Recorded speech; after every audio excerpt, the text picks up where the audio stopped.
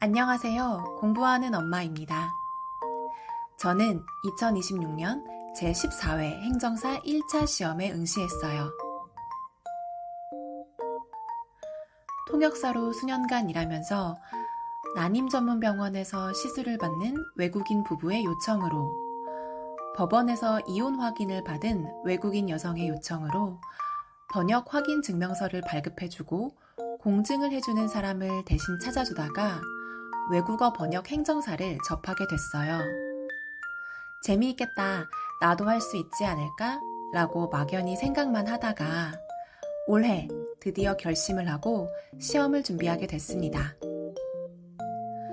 처음에는 당연히 현업과 연결성이 있는 외번행만 마음에 품고 시작을 했는데 행정사의 세계를 면밀히 들여다보니 일반 행정사가 훨씬 더 업무 영역이 넓고 그 안에서 내가 잘 할 수 있는 고유 영역을 발굴해 진취적으로 개발해보면 좋겠다는 생각이 들었어요. 그래서 외번행을 먼저, 후에 일행을 준비해보겠다는 계획을 세웠습니다. 공부는 올해 1월 이사를 마치고 집 정리를 대강 마친 다음 2월부터 시작했던 것 같은데요. 늘 그렇듯 시작하는 마음은 창대하고 웅장했으나 프리랜서 통역 일과 육아로 온전한 내 공부 시간을 확보하기는 어려웠어요. 시험일은 다가오고 마음이 조급해진 저는 유튜브에서 8421 공부법을 접하게 됩니다.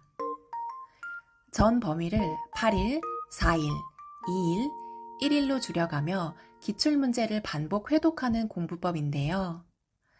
행정사 1차 시험에는 이 방법이 통한다는 선배님들의 말씀에 한시름 놓으며 아직 2달이나 남았잖아. 자기 위로를 하면서 슬렁슬렁 공부를 하는 둥 마는 둥 해요. 이제 정말 1달 반밖에 안 남았어요. 운명의 장난인지 5월 30일이 시험인데 4, 5월에 통역일이 정말 많이 잡혔습니다.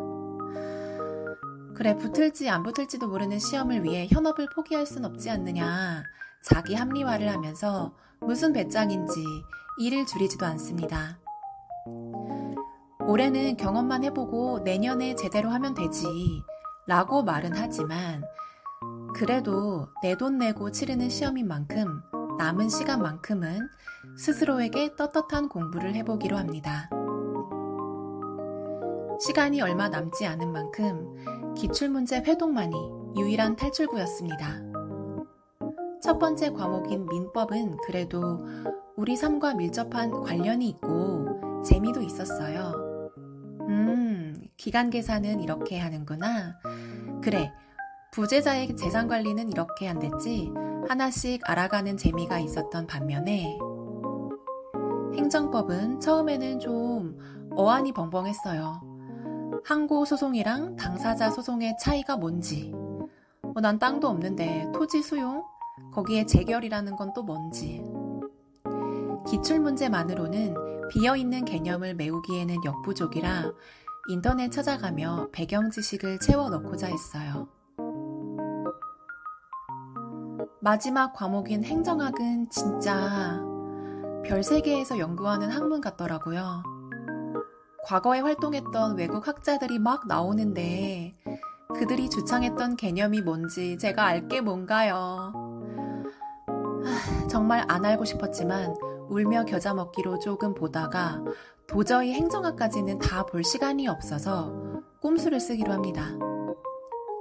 지난 5년 출제 비중이 높았던 기초이론이랑 재무행정, 지방자치 파트만이라도 보고 들어가자.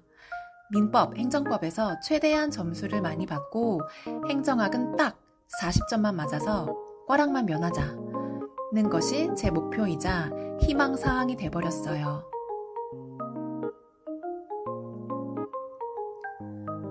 저는 복마중에서 시험을 치렀어요.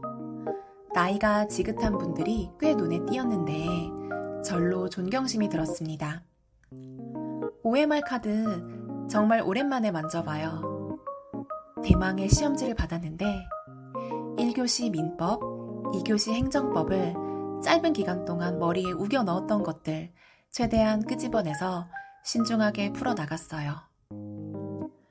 그렇게 행정법을 2문제인가 남기고 다 풀어가던 도중 무심결에 고개를 들었는데요. 웬걸 20분이 채 남지 않은 거예요. 왜 시간이 얼마나 남았는지 알려주지 않으시는 걸까요? 공포에 질린 저는 다급하게 행정학 시험지를 폈는데 첫 문제부터 너무 생소한 거 있죠. 정신을 차리고 내가 풀 수 있는 문제를 건져내기 시작합니다. 한 5문제 정도는 이게 답일 것 같아요. 또 5문제 정도는 착한 사람이라면 이걸 골라야만 할 것 같아요.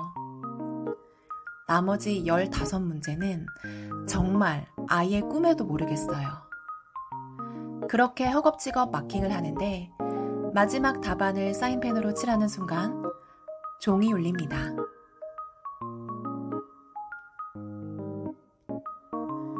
이번 14회 행정사 시험은 1차 응시자만 9,000명이 넘었어요. 역대 최대 응시자가 몰린 만큼 변별력이 있을 수밖에 없는 시험이었고요.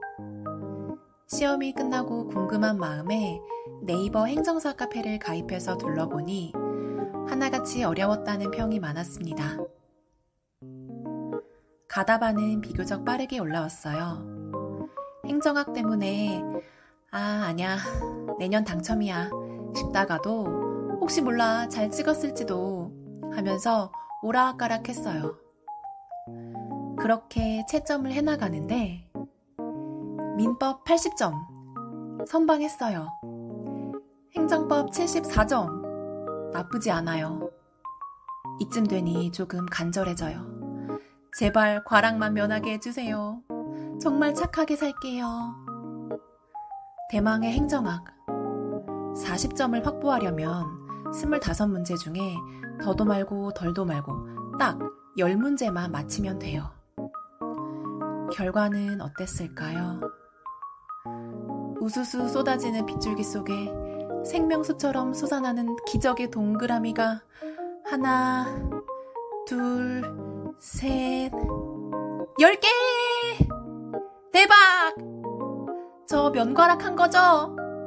정답을 거의 확신했던 5문제랑 긴가민가 했던 5문제만 딱 맞히고 찍은 15문제는 고스란히 다 틀렸어요. 정말 대박이에요.